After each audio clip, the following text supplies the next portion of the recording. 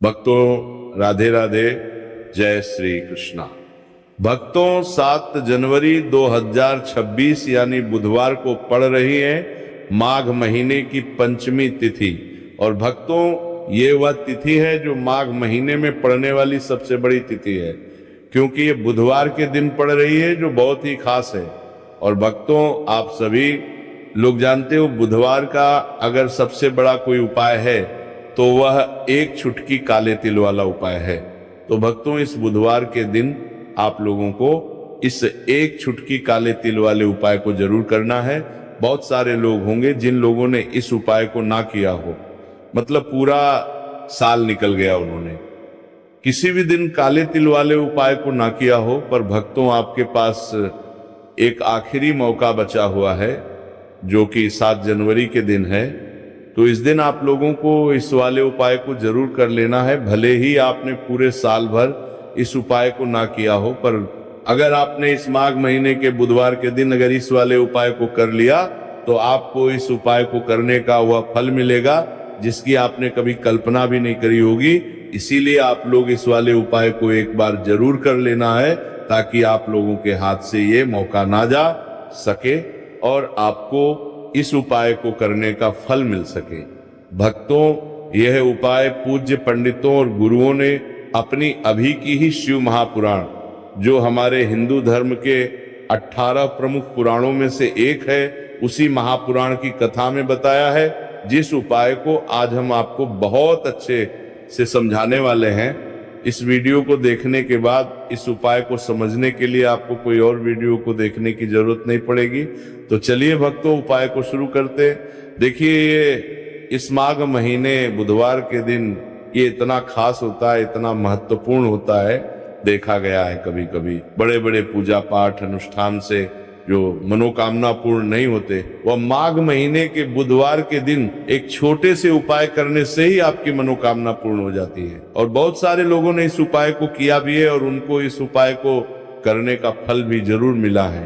अगर आप लोग भी इस उपाय को करना चाहते हैं तो आप इस उपाय को पहले अच्छे से समझ लेना, सुन लेना, उसके बाद करना। आपको इस उपाय का फल जरूर मिलेगा और इस उपाय को कर लेने से आपके घर में चाहे किसी भी प्रकार की दुख और समस्या क्यों ना चल रही हो, आपको उसका कारण भी नहीं पता है कि भाई ये समस्या किस कारण से चल रही है। उसका कुछ भी कारण हो सकता है, जैसे पितृदोष हो सकता है या किसी भी तरह का मंगल दोष भी हो सकता है। तो इस दिन आप लोगों को ये वाला उपाय कर लेना है। ये एक ऐसा उपाय है जिस उपाय को अगर किसी विशेष दिन पर किया जाए तो भाई उस विशेष दिन का जो है वह तो हमें मिलता ही मिलता है, पर हमने उस दिन पर इस काले तिल वाले उपाय को किया है तो हमें उससे भी बड़ा फल मिलता है और फल बहुत जल्दी मिलता है, क्योंकि आप इस उपाय को बहुत ही बड़े और विशेष दिन पर कर रहे हो। तो चलिए अब उपाय के बारे में बात करते हैं, लेकिन उससे पहले आप लोगों को ये जानना आवश्यक है कि आखिर ये उपाय किस समय करना है, किसको करना है और कैसे करना है। तो चलिए हम आगे आपको वीडियो में एक एक करके बता देते हैं। लेकिन उससे पहले अगर आप लोग हमारे चैनल पर नए हैं तो हमारे चैनल को सब्सक्राइब कर लेना और इस वीडियो को लाइक करके कमेंट बॉक्स में श्री शिवाय नमस्तुभ्यम ओम नमः शिवाय जरूर टाइप कर देना। तो भक्तों इस एक चुटकी काले तिल वाले उपाय को हमें इस बुधवार के दिन कैसे करना है, किसको करना है, किस समय करना है और कहां पर करना है, ये सारे सवालों के जवाब आपको इस वीडियो में मिल जाएंगे। और जो ये वीडियो देखेगा भाई उसको एक चुटकी काले तिल वाला उपाय जरूर करना चाहिए, क्योंकि इस दिन काले तिल का भी बहुत ही बड़ा और विशेष महत्व होता है। और जब बात आ जाए एक चुटकी काले तिल की तो ये सोने पे सुहागा वाली बात हो जाती है और ये एक बहुत ही बड़ा उपाय हो जाता है बुधवार पंचमी तिथि का। तो अब भक्तों इस काले वाले तिल उपाय को आखिर करना किसको है, सबसे पहले हम लोग वो बात जान लेते हैं। तो देखो घर की जो बड़ी माताएं बहनें होती हैं, उन माताओं बहनों में से कोई भी एक बड़ी माता बहन इस वाले उपाय को कर सकती है। और भक्तों अगर आप चाहे तो अपने घर में से सभी सदस्यों को भी इस उपाय को करवा सकते हैं। अगर किसी व्यक्ति की खुद की कोई मनोकामना है, खुद की कोई दुख और परेशानी है, जो कि वो अपने लिए ही करना चाहता है, इस वाले उपाय को तो वो खुद अपने लिए भी कर सकता है। बाकी अगर कोई घर में से ऐसा है जो कि अपने पूरे घर परिवार की सुख और शांति के लिए ये वाला उपाय करना चाहता है, तो भाई वो भी कर सकता है, उसमें भी कोई दिक्कत वाली बात नहीं है। कहने का मतलब ये है कि इस उपाय को हर एक सदस्य भी कर सकता है और पूरे घर परिवार के सदस्य के लिए घर की बड़ी माताओं बहनों में से कोई एक माता बहन भी कर सकती है। माताएं बहनें अगर घर में उपस्थित ना हो या वो ये वाला उपाय ना कर पा रही हो, तो फिर घर का कोई बड़ा सदस्य भी इस काले तिल वाले उपाय को कर सकता, चाहे फिर वो पुरुष ही क्यों ना हो, उसमें कोई भी दिक्कत वाली बात नहीं है। अब भक्तों, इस एक छुटकी काले तिल वाले उपाय को हमें करना कहाँ पर है? इसे हमें तुलसी के क्यारे के पास में जाकर करना है। बहुत सारे लोग प्रश्न करते हैं हर एक उपाय को करते समय, क्या हम इस उपाय को घर पर या मंदिर में कर सकते हैं? देखो, तो इस वाले उपाय को आप घर ही करोगे तो अच्छा रहेगा। अगर घर पर तुलसी का पौधा नहीं है तो शिव मंदिर में उपाय को करोगे तो भी अच्छा होगा इस वाले उपाय को। उसके बाद में भक्तों, जो अगला प्रश्न निकल कर आता है वो ये आता है इस उपाय को लेकर कि आखिर इस उपाय को हमें किस समय करना है, सुबह के समय करना है कि शाम के समय करना है? तो देखो, इस वाले उपाय को आप लोग सुबह के समय भी कर सकते हो और शाम के समय प्रदोष काल में भी कर सकते हो। अब अगर आप पूछो कि भाई साहब सबसे उत्तम समय कौन सा रहेगा इस एक छुटकी काले तिल वाले उपाय को करने का, तो हम आपसे बस यही कहेंगे कि इस उपाय को आप सुबह के समय करेंगे तो ज्यादा बेहतर होगा। बाकी अगर शाम के समय भी करेंगे तो भी अच्छा होगा, उसमें कोई भी दिक्कत वाली बात नहीं है। तो अब भक्तों, जो अगली सबसे बड़ी और महत्वपूर्ण बात आती है वो ये आती है कि सुबह अगर हम उपाय को करेंगे तो हमें कितने बजे से लेकर कितने बजे तक के बीच में करना है, और शाम के समय प्रदोष काल में करेंगे तो हमें कितने बजे से लेकर कितने बजे के बीच में करना है। तो देखो, सुबह जितनी जल्दी हो सके आप उपाय को करने की कोशिश करना। बाकी अगर किसी कारणवश लेट भी हो जाओ, थोड़ी देर भी हो जाए, तो 10 या 11 बजे तक भी आप उपाय कर लेना, पर 12 बजे से ज्यादा देरी ना हो, ठीक है? इस बात का ध्यान रखना। उसके बाद में भक्तों, अगर शाम के समय प्रदोष काल की बात करें, प्रदोष काल का जो समय है होता है वह शाम के 6 बजे से शुरू हो जाता है। मतलब शाम के 6 बजे से लेकर 7 बजे के बीच का जो समय होता है, ये समय प्रदोष काल का समय होता है। पर अभी जो मौसम चल रहा है, इस मौसम में जो है शाम बहुत देरी से होती है, तो आप इस उपाय को 7 या 8 बजे के बीच में भी कर सकते हो। मतलब शाम के 6 बजे से रात 8 बजे के बीच में आप कभी भी इस वाले उपाय को कर सकते हो, उसमें कोई भी दिक्कत वाली बात नहीं है। परंतु बुधवार के दिन कोशिश करना कि समय के अंतर्गत ही कर लो। किसी कारणवश ना कर पाओ तो थोड़ा देरी से भी कर सकते हो, आपको उपाय का फल जरूर मिलेगा। तो चलिए बात करते हैं हमारे पहले उपाय की। देखिए, इस उपाय के लिए आपको 2 दीपक लेने होंगे। दोनों ही दीपक आप मिट्टी के भी ले सकते हैं और दोनों ही दीपक आप शुद्ध आटा मढ़कर उनके भी तैयार कर सकते हैं। अब भक्तों, दोनों ही दीपक के अंदर आपको शुद्ध घी का प्रयोग करना होगा और एक दीपक के अंदर आपको गोल रुई की बाती का प्रयोग करना होगा और एक दीपक के अंदर आपको लंबी बाती का प्रयोग करना होगा। लंबी बाती वाले दीपक के अंदर आप मौली वाला जो धागा आता है कलावा का, उसकी बाती का प्रयोग भी आप लंबी बाती वाले दीपक के अंदर कर सकते हैं। देखिए, 2 दीपक वाला ये चमत्कारी उपाय केवल बुधवार की रात्रि में ही किया जाता है, इसीलिए आपको इस उपाय को बहुत ही ध्यान से समझना।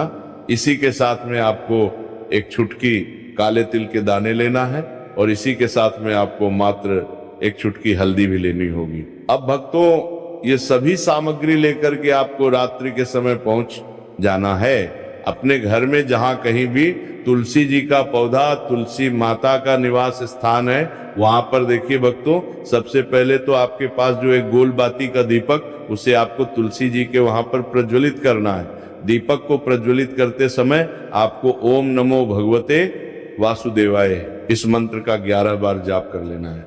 अब देखिए भक्तों, आप जो एक चुटकी काले तिल के दाने लेकर के आए हैं, उन्हें आपको अपने सीधे हाथ में रखना है और जो आपने गोल बाती वाला दीप प्रज्वलित किया है माता तुलसी जी के वहां पर, उसके ऊपर से आपको इन एक छुटकी काले तिल को घड़ी की दिशा में घुमाना है। आपको अपना नाम और अपनी गोत्र को बोल देना है और फिर आपको इन काले तिल को उससे जलते हुए दीपक के अंदर डाल देने हैं। देखिए, काले तिल भगवान विष्णु के पसीने से उत्पन्न हुए हैं और जब भी हम यह दीपक की रात्रि में प्रज्वलित करते हैं तो इससे हमें हमारे कर्ज में राहत मिलती है, हमारे जीवन में धन प्राप्ति के नए नए मार्ग खुलते हैं, हमारा अगर कोई भी कार्य रुका हुआ है तो वो भी परिपूर्ण होता है। देखिए, गोल बाती का जो दीपक है, विशेषकर हम माता तुलसी के वहां पर भगवान विष्णु और माता लक्ष्मी के निमित्त प्रज्वलित कर रहे हैं। इस प्रकार से आपको ये दीपक प्रज्वलित कर देना है। अब जो आपके पास लंबी बाती का दीपक है, एक छुटकी हल्दी है, तो इससे आपको लेकर के पहुंचना है अपने घर के मंदिर में। आपके घर के मंदिर में माता लक्ष्मी की जो भी प्रतिमा ही मूर्ति है, उनके सामने सबसे पहले तो आपको ये लंबी बाती का दीपक रखना है। फिर आपको दीपक को प्रज्वलित कर देना है। दीपक को प्रज्वलित करते समय आपको ओम महालक्ष्मी नमः इस मंत्र का जाप करते रहना है। अब भक्तों, आपके पास जो एक छुटकी हल्दी है, उसे आपको अपने सीधे हाथ में रखना है और इस एक छुटकी हल्दी को आपको उस दीपक के ऊपर से 11 बार घड़ी की दिशा में घुमाना है और आपको ओम महालक्ष्मी नमः मंत्र का जाप करते रहना है और इस एक छुटकी हल्दी को आपको उसे दीपक के अंदर डाल देना है। देखिए, एक छुटकी हल्दी वाला जो दीपक है आपके जीवन से दुर्भाग्य को समाप्त करता है, माता लक्ष्मी की आपको कृपा प्राप्त करवाएगा, धन प्राप्ति के आपके जीवन में नए नए मार्ग बनाएगा। देखो, अगला उपाय है, वो भी बहुत ज्यादा खास है। तीनों उपाय को आप जरूर सुनना, क्योंकि जो आपको अच्छा लगे वो उपाय आप कर सकते हैं। देखिए, इस उपाय के लिए आपको 2 हरी इलायची लेनी होगी। हरी इलायची आपको साबुत लेनी है, खंडित नहीं होनी चाहिए। और इसी के साथ में आपको मात्र थोड़ा शहद लेना है। शहद आपको मात्र आधा चम्मच या फिर उससे भी कम ले लेना है। और इसी के साथ में आपको एक दीपक ले लेना है। दीपक आप चाहे तो मिट्टी का भी ले सकते हैं और आप चाहे तो शुद्ध आटा मढ़कर उसका दीपक भी आप तैयार कर सकते हैं। इस दीपक के अंदर आपको मौली का जो धागा आता है कलावा का, उसकी बाती का प्रयोग करना होगा। यानी कि इस दीपक के अंदर आपको लाल रंग की बाती का प्रयोग करना होगा और इस दीपक के अंदर आपको शुद्ध घी का प्रयोग करना होगा। अब ये सारी सामग्री लेकर के आपको अपने घर में जो भी मंदिर है वहां पर पहुंच जाना है और आपको माता लक्ष्मी के किसी भी स्वरूप के सामने बैठ जाना है। अगर माता लक्ष्मी की फोटो है, माता लक्ष्मी की प्रतिमा है, तो उनके सामने आपको बैठ जाना है। अगर माता पार्वती की प्रतिमा है तो उनके सामने आपको बैठ जाना है। यानी कि किसी भी माता के स्वरूप के सामने आपको बैठ जाना है। अब देखिए, सबसे पहले तो आपको माता रानी के सामने थोड़ी सी चावल की ढेरी बना देनी है। यानी कि थोड़ी सी अक्षत के दाने आपको माता रानी के सामने रखना है। उसके बाद आप जो एक दीपक लेकर के गए हैं, उस दीपक को आपको उन्हीं चावल के दानों के ऊपर रख देना है और फिर इस दीपक को आपको माता रानी के सामने प्रज्वलित कर देना है। देखिए, इस दीपक को प्रज्वलित करते समय आपको ओम महालक्ष्मी नमः इस मंत्र का लगातार जाप करते रहना है। दीपक को प्रज्वलित करने के बाद आप जो 2 हरी इलायची लेकर के गए हैं, उसमें से एक हरी इलायची को तो आपको उसी दीपक के अंदर डाल देनी है और वहीं पर आपको कम से कम 21 बार ओम महालक्ष्मी नमः इस मंत्र का जाप कर लेना है। अब आपके पास जो शहद है और एक हरी इलायची है, उसे सीधे आपको लेकर के पहुंच जाना है भगवान शिव के मंदिर में। पूज्य गुरु जी ने बताया है कि ये उपाय आपको सिर्फ और सिर्फ सुबह के समय ही करना होगा। सुबह को जब भी सूर्योदय का समय होता है तो उसके बाद आपको ये उपाय करना है। लेकिन सबसे पहले तो आपके पास जो एक हरी इलायची है, उसे आपको उस शहद के अंदर अच्छे से डुबो देना है। यानी कि शहद का लेपन उसे हरी इलायची के ऊपर चारों तरफ आपको कर देना है। अब ये जो शहद से युक्त हरी इलायची है, इसे आपको भगवान शिव के शिवलिंग पर अर्पित कर देनी है और आपको वह श्री शिवाय नमस्तुभयम इस मंत्र का लगातार जाप करते रहना है। फिर इसके बाद आपको एक लोटा जल भी अपने साथ लेकर के जाना, तो एक लोटा जल भी आपको धीरे धीरे शिवलिंग पर समर्पित कर देना है और आपको श्री शिवाय नमस्तुभयम इस मंत्र का जाप करते रहना है। फिर इसके बाद आपको अपने घर आ जाना है। इस प्रकार से आपको ये उपाय कर लेना है। तो चलिए भक्तों, जान लेते हैं पूज्य पंडितों और गुरुओं द्वारा बताए गए तीसरे उपाय के बारे में। देखिए, इस उपाय के लिए आपको लेना है 11 चावल के दाने। गुरुजी ने कहा है चावल के दाने खंडित नहीं लेने, बिल्कुल साबुत होने चाहिए। उसके साथ में आपको लेना है एक बेलपत्र। बेलपत्र का भी एक नियम है, अगर आपके पास बेलपत्र नहीं है तो आप शिवलिंग से उठाकर उसको पुनः शुद्ध जल से धोकर इस्तेमाल कर सकते हैं। इस प्रकार आपको बेलपत्र लेना है। इसके बाद आपको एक लोटा जल लेना है। अब ये सब सामग्री लेकर आपको जाना है महादेव के मंदिर में। देखो, अब आपको उत्तर साइड में खड़े हो जाना है और सबसे पहले आपको एक बेलपत्र अपने हाथ पर और 11 चावल दाने रखकर शिवलिंग के ऊपर अपना नाम और गोत्र बोलते हुए समर्पित कर देना है और ओम नमः शिवाय श्री शिवाय नमस्तुभ्यम का लगातार जाप करना है। अब आपको जो एक लोटा जल साथ में लेकर आए थे, उसे धीरे धीरे बेलपत्र और चावल दाने के ठीक ऊपर आपको समर्पित करते जाना है और शिव पुराण के मूल मंत्र श्री शिवाय नमस्तुभ्यम का 11 बार जाप करना है और अपनी मनोकामना बोलते जाना है। देखो, बस छोटा सा उपाय करना है, देखना एक दिन आपके सब काम बनने लग जाएंगे। गुरुजी का बहुत ही विशेष उपाय है। इस वीडियो में हमने आपको 2 से 3 महा उपाय आपको बताए हैं जो आपको बुधवार के दिन करने हैं। अगर आपके मन में उपाय से जुड़ा कोई भी सवाल है तो हमें कमेंट बॉक्स में पूछ सकते हैं। उपाय करते समय कोई भी गलती नहीं करनी है। अगर आपको हमारी वीडियो पसंद आए तो हमारे इस चैनल को सब्सक्राइब जरूर करें। हर हर महादेव। ओम नमः शिवाय। श्री शिवाय नमस्तुभ्यम।